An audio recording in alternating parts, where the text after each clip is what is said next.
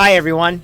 John Michael Coppola here, and welcome to the Chicago Theater Makers Podcast, where we chat with the actors, directors, choreographers, designers, and producers shaping the Chicagoland area's one-of-a-kind theater scene. We're so excited that you're here with us today, but before we get started, I just want to remind you to please like, subscribe to, and share this podcast with your friends and colleagues who you think would appreciate the conversations we're having. We'd be so grateful to have your support in this way so that we can continue to bring these stories for years to come. Thanks again for being here, and now, curtain up on today's episode. Today's guest began his professional career as a writer and actor with Chicago's The Second City. A founding member of the Tony Award-winning Victory Gardens Playwrights Ensemble from 1985 to 2010, his plays have been published and are regularly produced by theaters throughout the entire country and have also been seen in Canada, Mexico, Australia, South America, England, Germany, Australia, Poland, Turkey, South Africa, Australia, China, and Korea. In the summer of 2006, he wrote and directed the movie of what is arguably his most popular play, Beau Jest, starring Lainie Kazan, Seymour Cassel, and Robyn Cohen. He teaches classes in playwriting and improvisation at Columbia College of Chicago and DePaul University, and is a member of the Dramatists Guild of America. His latest play, The First Lady of Television, will have its world premiere at Northlight Theater in Skokie, opening September 4th and running through October 5th. I hope you enjoy my conversation with playwright James Sherman. Now let's go to the top of the show. Hi, James. Thanks so much for joining me here on the podcast. Thanks, John. Happy to be here with you. As is our custom here, I always like to ask our guests right off the bat, please give us a little bit about your background and about your training, and also, of course, what your first theater experience was. Okay. Well, working in the theater is all I've ever wanted to do. I was an actor. I did school plays, all the way through high school, and I majored in theater in college, and I got an MFA in theater, and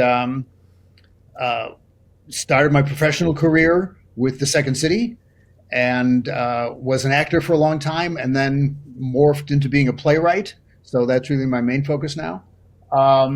I like to tell the story that when I was 5, I grew up I was born in Chicago. I grew up in the north suburbs. Okay. When I was 5, my parents took me downtown to the Schubert Theater to see The Sound of Music. And I saw the little Trapped family singers on stage. And I noticed that the boys were wearing blue blazers, shorts, and knee socks. And this struck me because my mother had dressed me in a blue blazer, shorts, and knee socks. Well, I should be up there with those guys, So I was hooked early on, and I've been doing it ever since. That's fantastic. What northern suburb did you grow up in? Lincolnwood, Skokie. Oh, I'm in Skokie. That's why I asked. Yeah. I went to Niles West High School. Okay, very good. My son went through East Prairie. We're only a few blocks from there, and then he went to Niles North. Oh. He's now starting his sophomore year at Butler University this September. Okay. So, yeah, know the area very, very well. We love it here. We don't have any plans on moving anytime soon. It's convenient to everything, as you know. Yeah. You said you trained at Second City and at Victory Gardens Playwrights Ensemble. Mm-hmm. Tell us a little bit about how your work there informed you as a playwright, informed your experiences as a playwright. Because I was pursuing a career as an actor, I never took a playwriting class. So wow. Everything I believe about playwriting came from my training as an actor. So I was actually, when I graduated from Niles West, my first college experience was Illinois State University in Normal, Illinois. And I was in a class with, I don't know if you've heard any of these people, Jeff Perry, Laurie Metcalf, Gene Wygant. Yeah. A few of those names are familiar to me. I was in a class with all of them, but I was then home for a summer, working for my dad. And there was a little blurb in the Chicago Daily News. I'm really dating myself with all of these. That's okay. References from the past. And there was no Second City Training Center, but Del Close was advertised he was doing some classes. So I signed up and I went down and I took a couple of classes, and then suddenly they needed people for the touring company. So I auditioned and I got into the touring company, and I called my parents and said, I'm dropping out of college, and started working at the Second City. And then I was there I worked at the Second City for 3 years in combination of the touring company and main stage. George Wendt and I were hired the same day. So he was a dear friend who sadly we lost recently. Yes. Other names, from that era, Shelley Long, Jim Belushi, wow, Tim Kazan. You came up with the greats. Amazing. Yeah, and it was extraordinary experience. But when I left Second City, I was still thinking of myself as an actor. So it was then that I went and auditioned for graduate school. And Joyce Sloan used to claim me as being the only person who ever left Second City to go back to school. And I went to Brandeis University, which at the time was only about a dozen schools in the country that had MFA programs. So I did a couple of years there. And then it was my dream to go to New York to pursue my work as an actor. And then my great experience there was I got into scene study class with Uta Hagen. And I studied with her for 5 years. And that also informed a lot about what I believe about playwriting. So what is that? What is that? Is that, and this is my basic spiel. If you look at the word playwright, it's spelled Playwright, which is an old word. It actually was coined during the Elizabethan time, during Shakespeare's time. And up to and including Shakespeare's time, those who wrote plays were considered poets. And a playwright was actually a pejorative term for someone who just wrote comedies and all in prose. So they weren't poets. But so a playwright is like a wheelwright, a barrel wright. But I quite like that because it means that it's someone who builds something. And that's how I like to see my work as a playwright, because my job as a playwright is to create opportunities for actors to act. So it's not writing a play, it's like building a play. That is brilliant. And that really is. And that all comes from my acting background.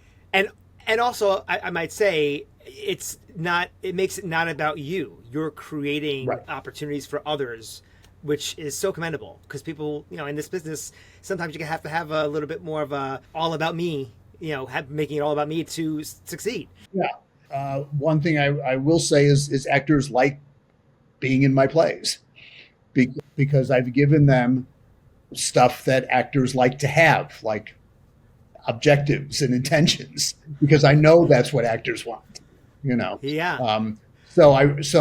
My work has never been lauded for its literary style, but I don't care. It's practical. It's doable. Yeah. It's active. Right. Now, you grew up here in Chicago, but do you feel that there's a lot of Chicago in your work? If you had lived somewhere else, do you think the plays would have taken the same form? No, it has a lot to do with it. I'm a Chicagoan, and I've written 15 full-length plays, all but 3 take place in Chicago, in the same way that August Wilson's plays take place in Pittsburgh.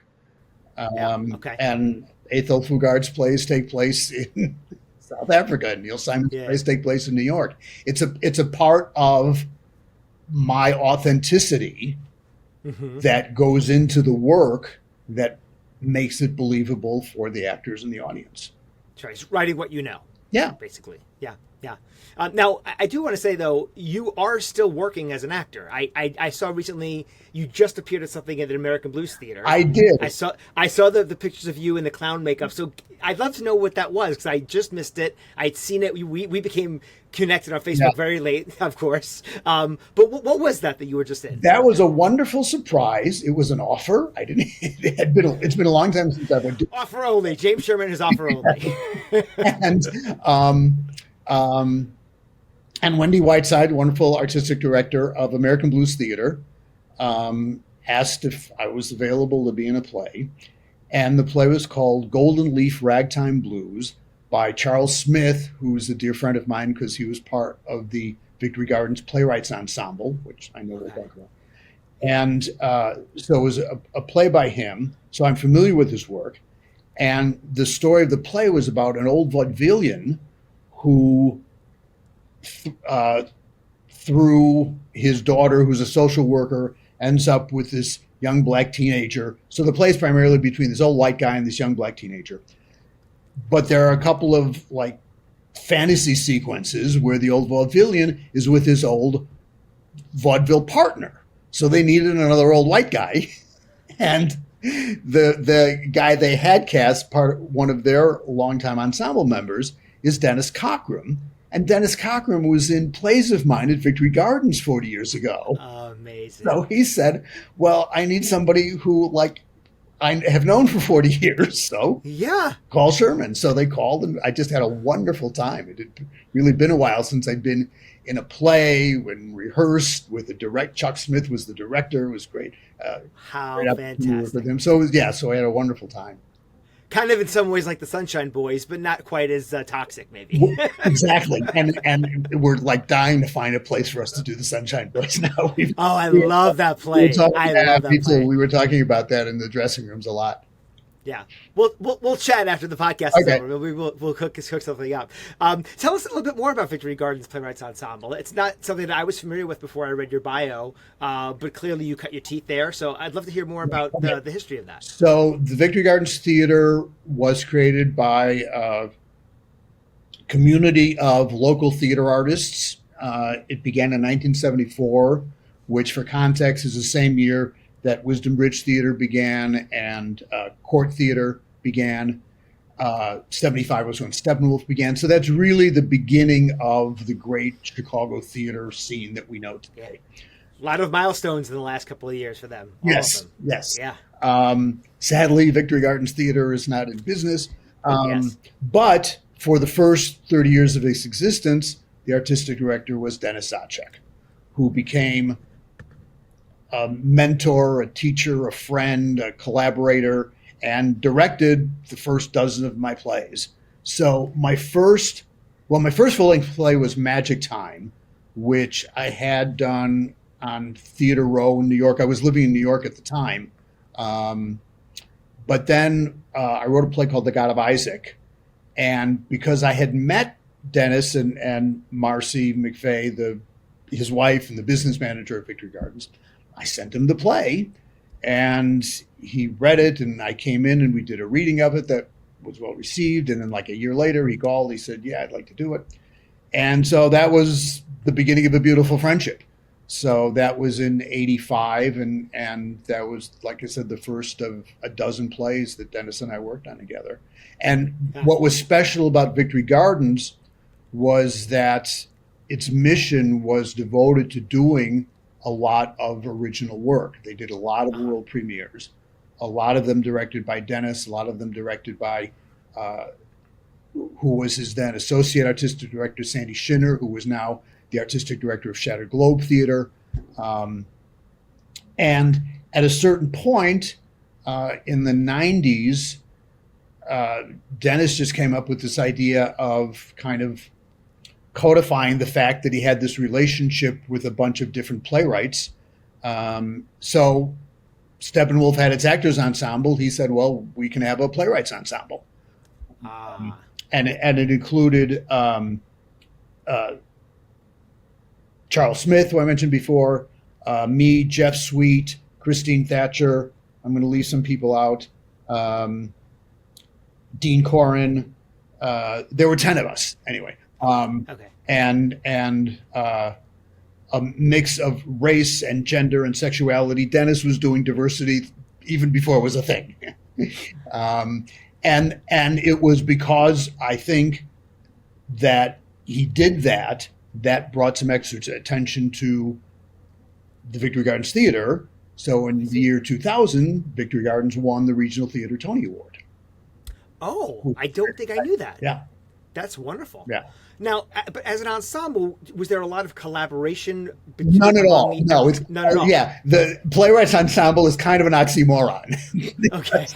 Because we didn't really work together. We liked each other. We supported each other. Yeah. But But support is a big part of it. yeah, Support. yeah. But Camaraderie. everybody was doing their own thing. This actually leads into my next question. Who were your biggest creative influences when you were first writing, and who inspires you now, if there's anybody now? And I'm wondering now if were any of your contemporaries any of your inspirations, or were there people sort of who were more well known that you looked up to? Yeah.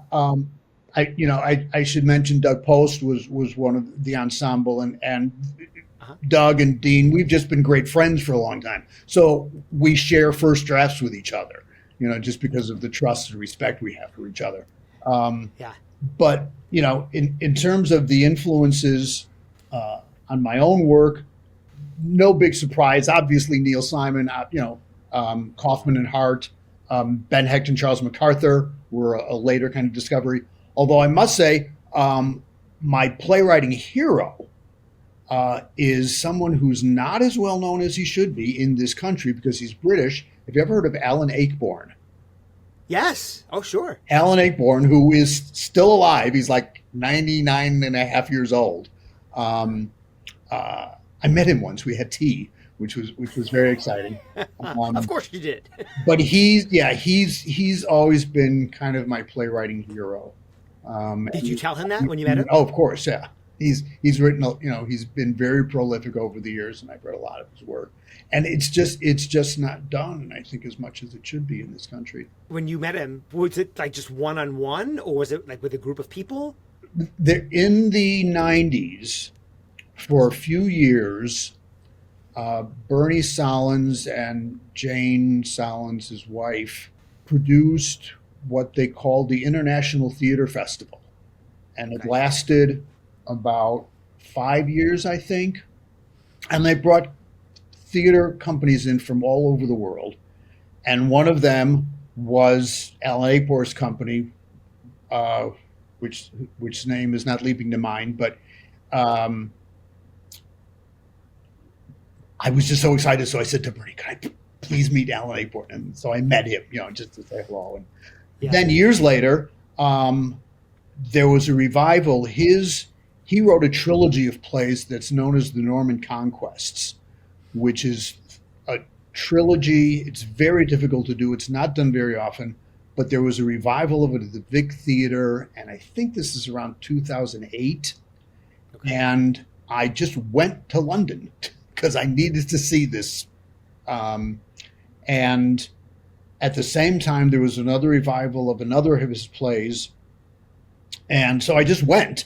And as long as I was going, I just called Bernie Solins. I said, "Could you make me an introduction?" And he did. So I sent him Alan Ayckbourn an email, and he invited me for tea, and we just sat and chatted for a while, and it was one. And gosh, I haven't thought of this in a long time. This was like so important at the time because I can't remember what I was working on at the time, but I was having one of my usual identity crises. And I said to him, because I didn't really have any agenda when I met him, but we're just talking. And I said, I'm working on this play, and I just don't think it's working. I don't know what to do. And he said, and this is like emblazoned in my brain, he said, "Well, you have to finish that play, because if you don't finish that play, you won't be able to go on to the next play." Oh, wow. And that was like brilliant.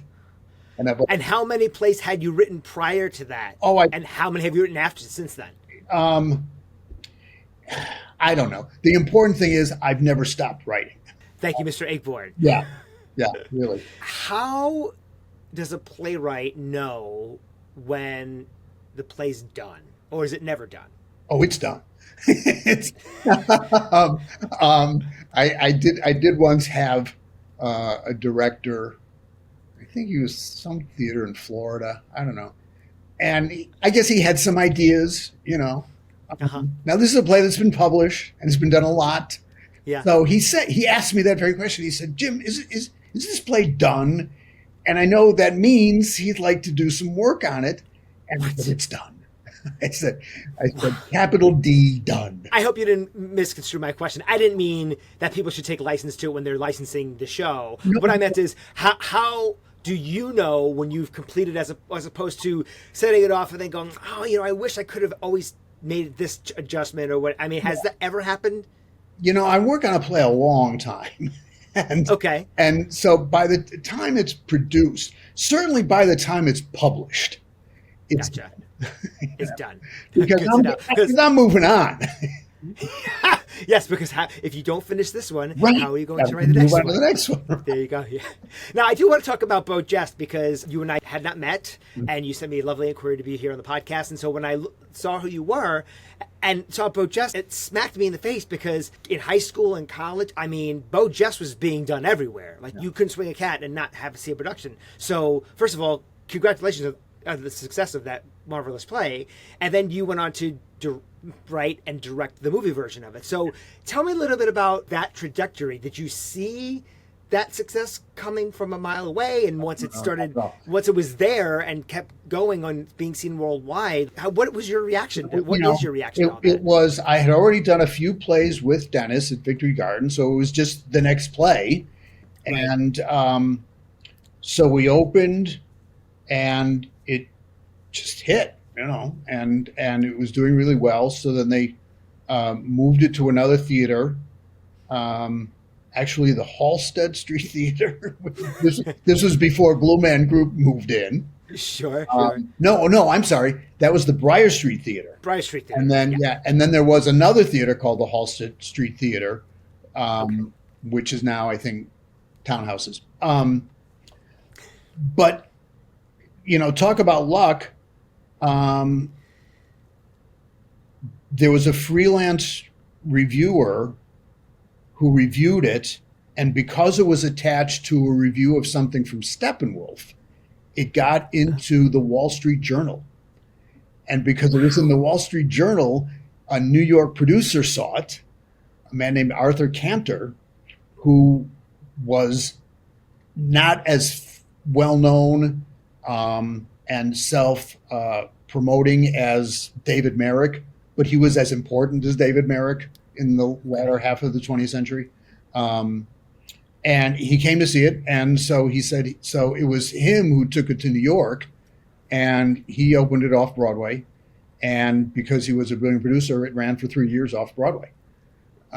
So I've had a few plays in New York Off-Broadway, but that was the main one. So because of that, it got that kind of visibility. So that's why it just took off everywhere. And it's had a lot, and it's still getting done. It's still getting done in different countries. 2 years ago, I was in Warsaw, Poland, and it was done there, which was fascinating because there aren't any Jews in Warsaw, Poland these days. And in fact, it was fascinating because after Beau Jest, without getting into the story, there's this companion piece called Just a Second. Yes. And I got a call from this director in Poland who was actually Israeli born. And he said he was interested in both plays.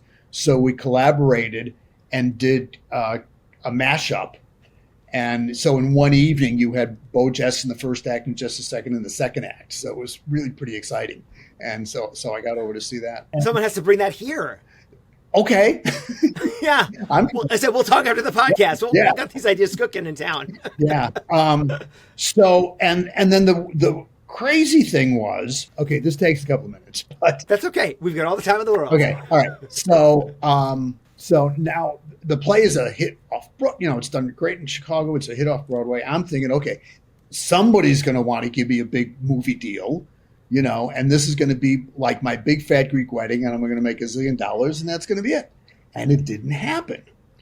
And it didn't happen because, Arthur Cantor took the play to LA, and I met a lot of LA people in film, executives, and over and over, they said, Jim, this play, it's amazing, it's funny, it's brilliant, and it's too Jewish. And this goes back to the earliest days of the mentality in Hollywood, because it's only the Jews who say that. But right. What happens? And a guy at Disney actually said to me, could you just rewrite the play and make it an Italian family? Then it would be like Moonstruck, and then we would buy it. And I said, I'm sorry, I can't write that play because I'm not Italian. Wow. So how did it come to pass that you directed? Well, here's the funny part. Yeah. Out of the blue, I get a letter in the mail today sent to me, care of Victory Gardens Theater. There's a man who has seen the play, loves it, and he's got a dream of being a movie producer. And he's from Salt Lake City. He's a Mormon. So he doesn't know what too Jewish means. all he knew was this is a funny romantic comedy. And so I flew out to Salt Lake City and I met him and his wife, lovely people. And he had done well in real estate, so he's financing this thing himself. So it's going to be low budget, you know. Yeah. But I said, you know, great, why not? And I have the screenplay ready. I'd had it ready for a long time.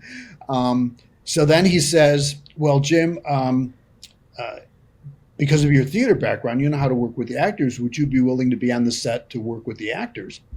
And I said, okay, the guy on the set who works with the actors, I think that's what they call the director. So it was a huge leap on everybody's part. He was the first-time producer. I was the first-time director. And then he said, well, you know, we did the show in Salt Lake City. We can use those actors. And I said, yeah, well, why don't we have some auditions and put them on camera and see how it looks? And they didn't have on-camera experience. So I said, you know, if we go to L.A., there's a lot of actors looking for work. And who may or may not be Jewish, by the way. Right. But, you know, but he somehow contacted a casting director. The casting director read the script, said without, you know, the first words out of his mouth, well, you have to call Lainie Kazan. And he got to Lainie Kazan and she signed on. And because she signed on, she signed on to play the mother. She brought her friend, Seymour Cassel, to play the father. And actually a dear friend of mine who had been in a production of Door to Door in LA, I got her an audition and she plays Sarah, the main character. So it was just a wild ride, but it worked, you know. So I have that. If you'd like a DVD, I've got a box full of them. You know, we didn't get into Sundance. There turns out, I didn't know this at the time, there were a bunch of Jewish film festivals and we played that circuit. Okay. And so it was just a great experience and I'm just really glad I have it. So having it played in Warsaw, of course, but it's been seen in like South Korea and other types of Asian countries. I don't know if you've seen these productions or not. So if you have, what's it like seeing them interpreted by those countries and in those cultural contexts? I mean, they're very different. Well, I have seen a few. And now again, with this director in Warsaw, he had this idea of doing the mashup. So we worked together on the collaboration. But, you know, the fact is, my stuff is not that complicated. You know, it's one set, 6 actors. Yeah. And so if you just do the play, you know, it's the relationship is primarily, you know, the parents and the children. And, right. And so even though it's very specifically Jewish and there's a long scene around a Passover Seder, people just get it, you know, even in places where there is not a Jewish community. So sure. I have seen it in some foreign language productions. I saw it in Germany once. And even though I don't speak any German, I know where the laughs are. And so, sure. so I knew it was working, you know. Yeah. Actually, that makes a lot of sense because, I mean, we've seen productions of Fiddler on the Roof being done all over the world, including Asian countries. Yeah. So I guess that would stand a reason that people would still understand it in that regard. Yeah, absolutely. Has there ever been a time where you've seen a production of one of your plays where you've been completely surprised by what you were, how you experienced it, either in a good way or a bad way? Both. There are, you know, you write a play and then it goes out in the world and it's interpreted, brought to life by director and actors. And there have been occasions where I'm pleasantly surprised by an actor will just do a turn on a line or something. There was and after seeing many productions of Beau Jest, If you remember, the main character is Sarah and her parents. And then there's another character, her brother, Joel. And after seeing a lot of productions of Beau Jest, I saw this one, and I don't know if this was a choice, but it struck me that the way this character was playing Joel, he was very gay. And I went, oh, that's interesting.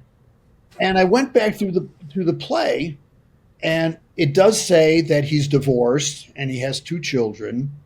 And right around that time, a dear friend of mine who was my grad school roommate called me one night. We hadn't spoken in a few years, and he came out, and he had been married and had a couple of children. And I said, "Are your kids okay with this?" And he had 2 young daughters, and he said, "Yeah." Yeah. And I did a little research. It turns out gay men with children is not uncommon. And so that's what inspired me to write the play Just a Second, in which Joel is the main character, and his ex-wife is threatening to out him. So he's got to come out to his family, and that's what that play became about. Wow. So that performance of Joel in one play informed the sequel. Right. That is fantastic. Yeah. So that was just a serendipitous kind of moment that happened. Had you ever find that actor to say, "Hey, by the way, you inspired, or your interpretation inspired this I play"? didn't, so I hope he's watching this podcast. I can't remember. Was it a local production, or was it out of state? It was. It was. I think in Texas or Florida. Unfortunately, I don't remember exactly. It was a long time ago. But then to answer the other part of the question, again, because of the influences of my work, most of my plays are comedies. And when people ask me, "Well, Jim, are you ever going to write a serious play?" I say, "Well, all my plays are serious." And again, this is because of my background as an actor and what I believe about acting and playwriting, and particularly about comedy, is, well, like in Beau Jest, I set up for the main character, Sarah. She's got this scheme she's got to pull off for her parents, this masquerade and this jest. And as she's explaining the situation to this actor she's hired to pretend to be her boyfriend, I put this in the text. I said, "My dad was sick last year. My mom's been so stressed. I can't give them any grief right now. So on a couple of occasions, I've had the opportunity to direct the play. So I always say to the actor playing Sarah, so here it is. This scheme has got to work. If it doesn't, your parents will die, and it will be your fault." So to her, it's not a comedy. Yeah. Most comedy is rooted in drama or serious situations. Exactly. And again, I learned this from doing scenes of Neil Simon plays or Noel Coward plays in front of Uta Hagen. We would say it's not about the laughs; it's about the believable behavior. Yeah. However, I have seen plays of Beau Jest where they're mostly concerned about getting the laughs. Yeah. So, that happens. And that's okay. So tell us about your upcoming play at Northlight, The First Lady of Television. The First Lady of Television. This is a new play? This is going to be a world premiere, yeah. Yes. Amazing. So give us some idea about what it's about and how that all came to be. Okay, so the play before that, I need to talk about a little bit, because in 2018, I was in New York. I like to go to New York on occasion and keep up with shows going on there. And up on Fifth Avenue, I like to go to the Guggenheim Museum and the Met, and there's a Jewish museum. And there was an exhibit, and the title was Chagall, Malevich, Lissitzky. And I recognized the name Chagall because that's Marc Chagall. We know him, we love him. The other names I didn't recognize. And I go up and I watch this, and I walk through this exhibit, and this makes reference to a time in the early 20th century. Marc Chagall was the head of an art school, and Malevich and Liszewski's were other artists at the time. And anyway, long story short, this inspired, I said, I want to write a play about this, about Marc Chagall. So this was what I did during the pandemic. I wrote Chagall in School. And that got produced over at Theater Wit. And that got very good response. And a lot of people came to see it, including B.J. Jones, the artistic director of Northlight Theater. So he called and said, let's have coffee. And he had an idea for a play that he's had for a long time. And he told me this story that was inspired by a documentary that he saw. And it took me a while, and it's an interesting story. But the thing is like, okay, it's an interesting story. Am I the one who should tell the story? So I'm looking for my way in, and I think I found it. And this is now this play called The First Lady of Television. And it's about the story of a true incident, like the Chagall play was. And it's about a woman. Well, first of all, when you hear the term First Lady of Television, most people assume you're talking about Lucille Ball, because she was the biggest star of the days of television. Sure.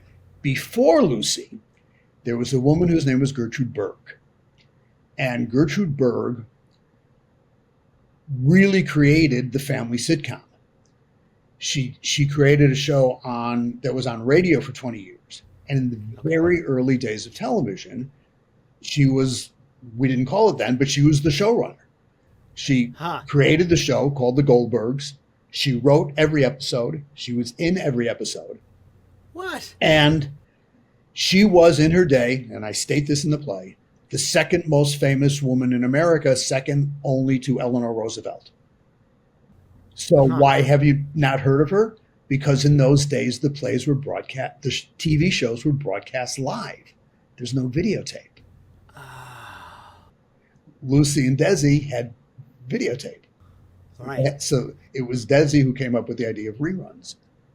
There were no reruns. So there's only like a half dozen episodes on Kinescope of the Goldbergs. But I saw them, and it's a fascinating story because, part of it is, okay, why write this play and why write this play now? Right. It takes place in 1950. So what I've done is the play takes place on the set of the TV show. And because we know it's going to go out live, they have to do a dress rehearsal. So I've written an episode of the Goldbergs, and we're watching the rehearsal. And again, this is true. Gertrude Berg's co-star, who played her husband, was this great actor named Philip Loeb. And in 1950, Philip Loeb is blacklisted. He's listed in this thing called Red Channels. Right. So it's up to Gertrude Berg to decide whether to cut him loose or stay loyal to him and risk the show being canceled by the sponsors. Yeah. So it's tense and remarkably relevant. Yeah. Because how many characters are in the play? 6. It's the characters. As is your custom. It seems to be a good number. Yeah. It's manageable. There's something. It's producible. Your standard Second City company is 6. I don't know why. There's something to that. Yeah. Is it one set? Of course. Of course. Yeah. So this is the James Sherman comedy. Pretty much. Set, 6 characters, easily producible. Yeah. Because I told my agent, Chagall in School got great reviews. Now what are we going to do with it? And she said, how many people are in it? I said, 8. She said, forget it. Okay, thank you, agent. So how long did it take to write First Lady of Television then? So it's pretty quick. I mean, again, every play requires a certain amount of research. Right. So I went to New York, went to the Museum of Broadcasting, watched everything I could about her, and a lot about that era, which was when the House Un-American Activities Committee, was in full bloom.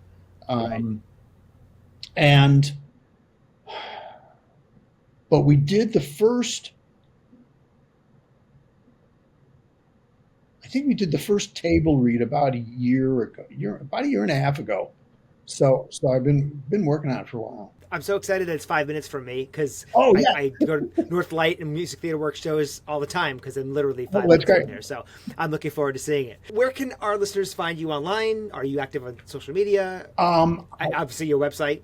I got in on, fortunately, I was able to get www.jamessherman.com before anybody else took it because Excellent. It's not the most unusual name. There's a karate studio in New York. And occasionally I get emails saying, I'd like to sign up for the introductory course. I mean, you got the wrong James Sherman. That's James Sherman, Krav Maga.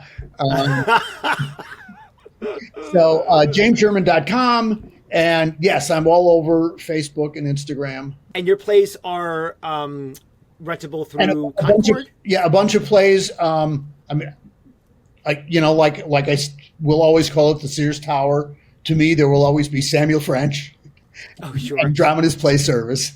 Yeah, so you can find them and find a bunch of the plays in those catalogs. Fantastic. Anything else you want to touch on before we wrap up? Anything else?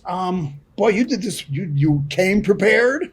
I tried. Thank you so much. When does First Lady of Television open? Excellent. In fact, I wrote the dates down so I would get this right. First preview is September 4th.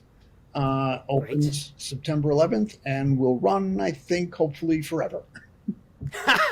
As do I. Yes, James, it was such a pleasure to meet you and speak with you. Hopefully when you're up in the neighborhood, we can go grab a coffee or something. That'd be great. Thanks for joining us at the Chicago Theater Makers Podcast. Please don't forget to like, share, and subscribe wherever you get your podcasts. The Chicago Theater Makers Podcast is a production of Spirit Art LLC, and our podcast theme music is by Paul Langford.